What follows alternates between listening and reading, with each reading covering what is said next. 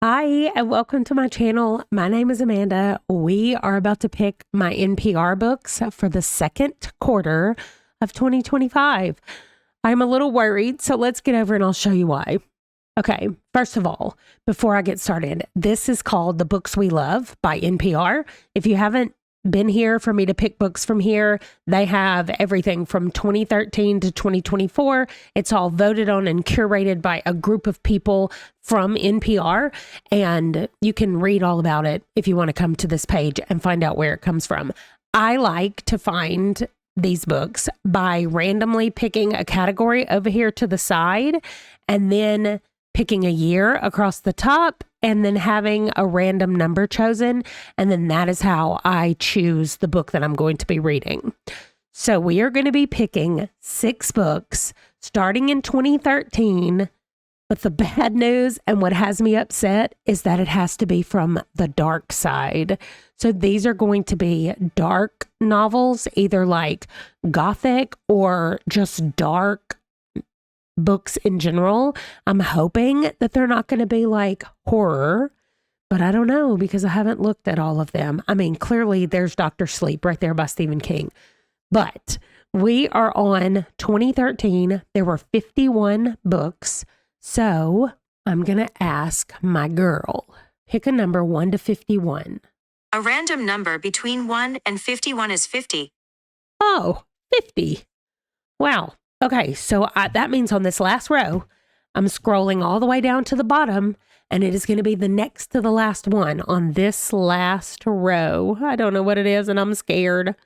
Okay, it is The Diary of Edward the Hamster, 1990 to 1990. In succinct diary entries set against the stark white on black drawings, Edward, a depressive philosophical hamster who makes Schopenhauer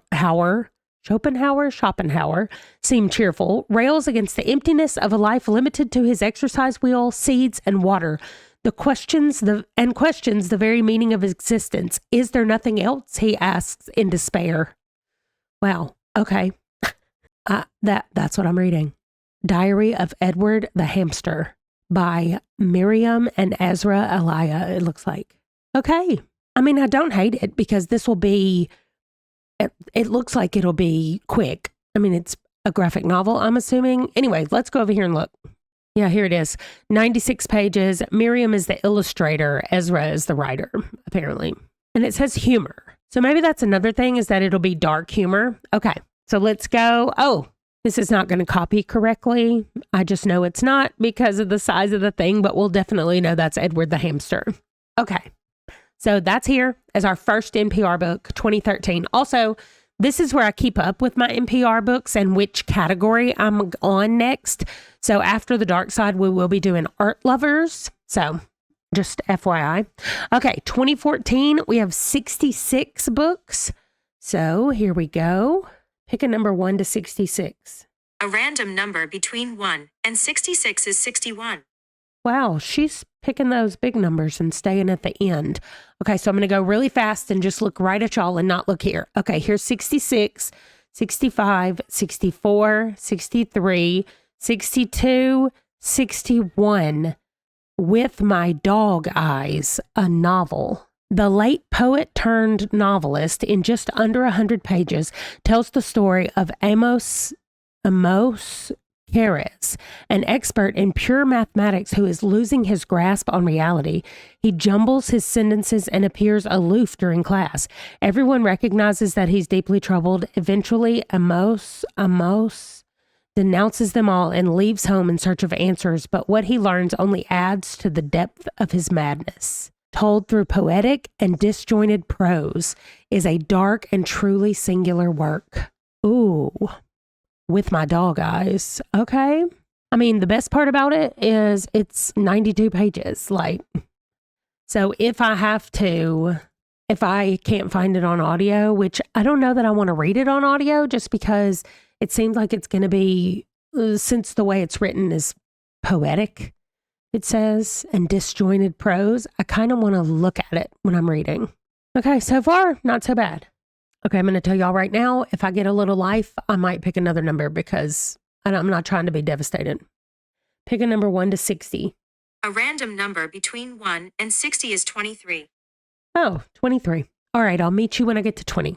Y'all, A Little Life is number 21. 22. I've already read this because it was one of my picks from before. And Summerlong, a novel. Summerlong is a story of a marriage disintegrating, of youth fading, of a single hot summer in a small college town in Iowa, and how it destroys the lives of a local real estate agent, a frustrated novelist, a floundering actor, and a grieving young woman.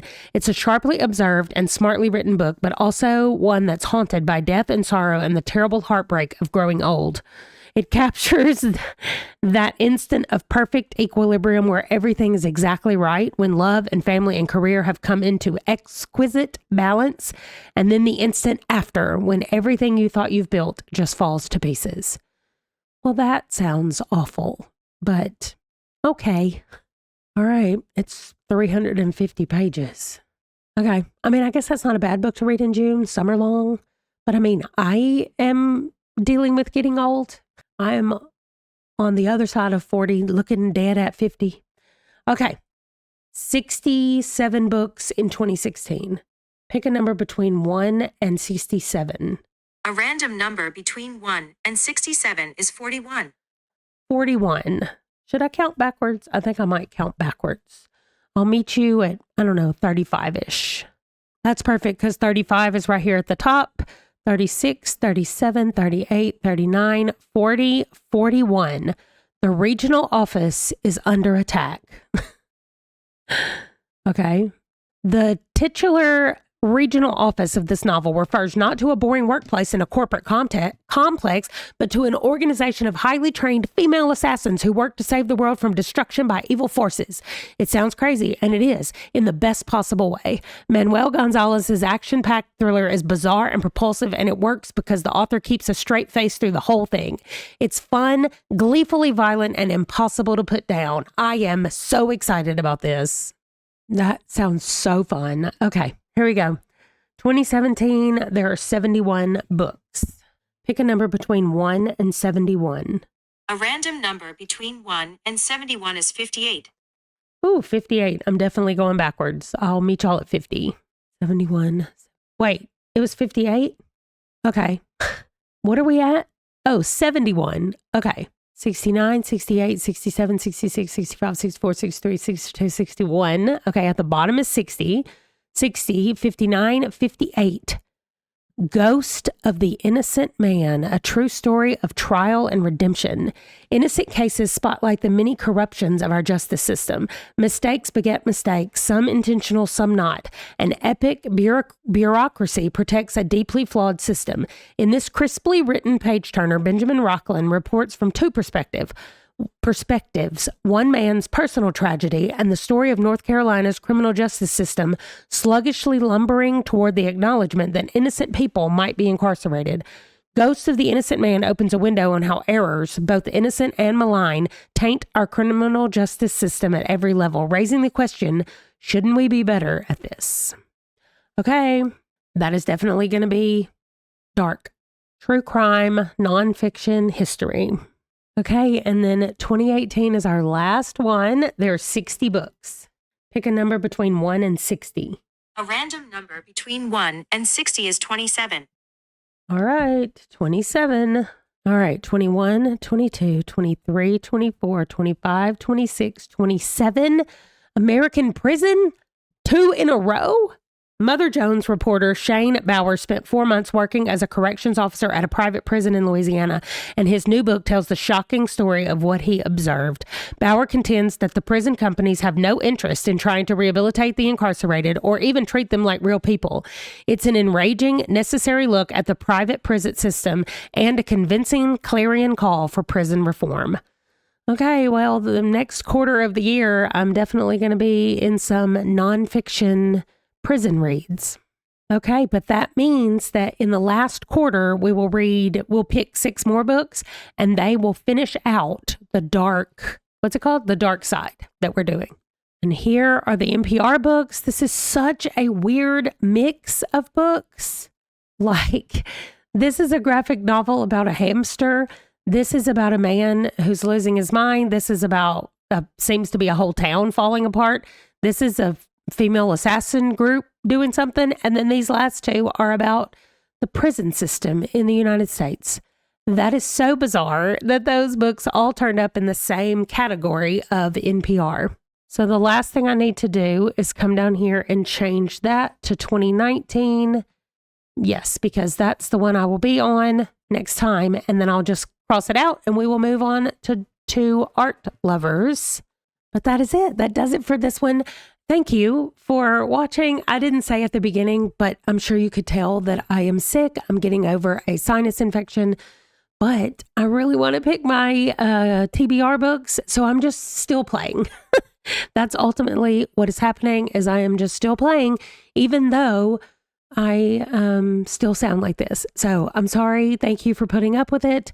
And you can see that the next video right underneath me is Eldia. But if you want to let me know what you think about any of these NPR books, or if you've read any books from that Books We Love list, I originally got that list or saw that list from Heather. And I will link her channel down below.